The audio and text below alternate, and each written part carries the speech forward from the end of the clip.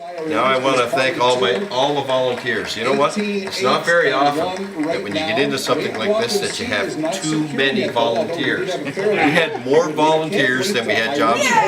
Isn't that something? That's incredible. The last thing I'll say is we'll work just as hard over the next 4 years as we did over the last 4. And we'll make this a better place for all of us to live. Thank you so much.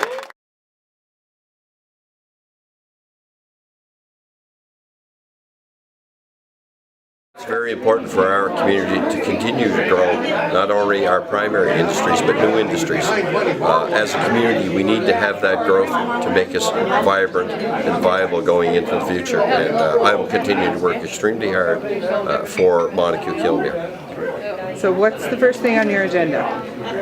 Well, I think the first thing I guess is to see at the end of the night how many seats we have in government, and we'll have a caucus meeting, and we have our new leader who has great vision, and I think we're going to see certainly some changes in the way in which we govern going forward. It's great to see a third party in there now, and I think that's going to be dynamic and and interesting. I think it's in a number of homes it's the same as it was last election, where people are saying, we need to continue to grow jobs here. They recognize that we have increased our jobs here in the area, and they want to see that continue.